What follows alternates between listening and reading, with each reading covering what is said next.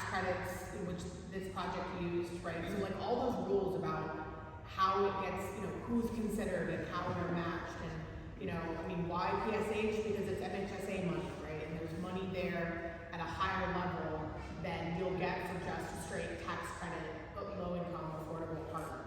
And so if you have more PSH, there's more funding availability through MHSA, which pays at a higher rate, versus just, say, a straight tax credit apartment. So a lot of the permutations and combinations are a function of not just,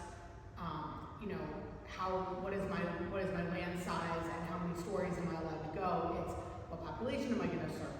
Are they going to be people that are using a voucher versus are they going to be people that are paying, the rent at the 30% AMI level or the 60% AMI level, right? So that's why every project really is different. I mean, they really are. They're all kind of unique unicorns, but where it starts to get really sort of like prescriptive is when you start using, if you're taking funds from the government is going to have an opinion about how you do it. And if you do it with philanthropy, right, only philanthropy, right, other people will have opinions, but it won't be the government.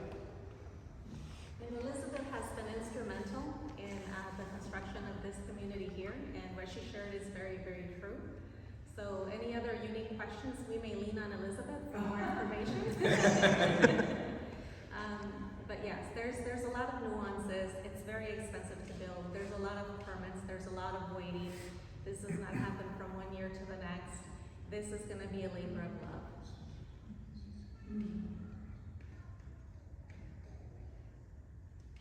Any other questions? So you finished construction this April, and you're 100% filled by May or June or July, or just now? June. And what's your expectation in terms of occupancy rate? So if I may just jump in, we, with our seniors, right, we don't expect a lot of movement. Typically, our apartment homes are their last home. We really strive to make sure that they are provided with, again, like I said, basic needs, mental and physical activity so that they can live independently for as long as possible. And we really just aim to allow them a end of life with dignity, happiness, and health. I must tell you that it was so wonderful, and it's the only word I can think of at this moment, when people shared their own personal testimonies at the grand opening, when they realized that they have their own home, and that some people have called it paradise, some people have said that it is the best thing they've ever had in their lives. People that have something of their own, they have pride in it, and they want to make sure to really establish themselves here for long term. There are people here with smiles on their faces, playing checkers out in the balcony, laughing and enjoying like they never have before, they said. And that, for us, is most incredible.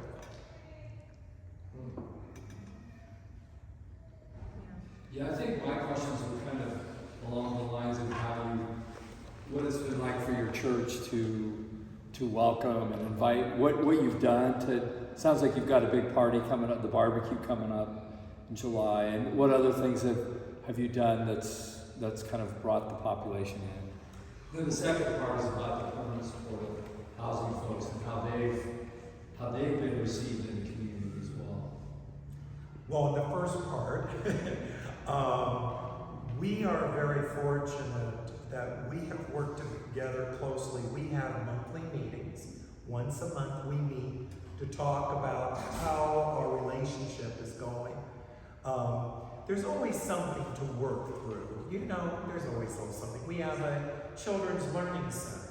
We have a preschool with over 70 children and the parents going in and out. You've got the senior citizens coming in constantly. You have the church members that are here on Sundays. And here you have the church that's right in the center of their lives. And so here they walk by, they listen, they come in. We now have like 4 or 5 people that have already checked out our church and are wanting to come back regularly in our worship. And it's just the start, because it only takes, you know, as you all know, it takes a spark to get the fire going. And Sing it, Father, sing it. that's right.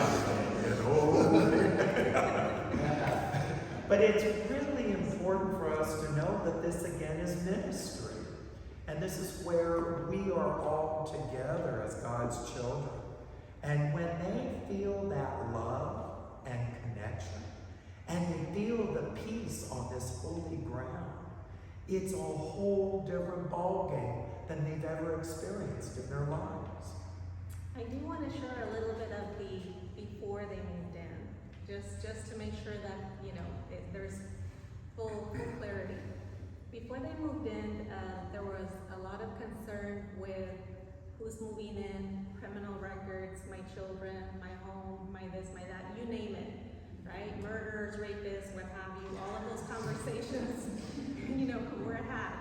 So we did have to put them at ease. One, that these are all senior citizens, and two, that we do our due diligence when, you know, helping the families move in or the seniors in this scenario. But I do want to share that it does take a lot of outreach, and it does take a lot of, you know, very serious conversations to make sure that everybody understands that it's really not that worst case scenario everybody keeps talking about. It's just helping families or helping seniors in this scenario that were couch surfing, going from shelter to shelter, living in their cars, renting a garage or renting a small room that needed to be housed, and we were able to help them, you know, be housed. So for those that were unhoused, we have case managers that, again, check in with them. When the question of how is it received by the surrounding community, everybody's been very, very supportive, very, very pleased.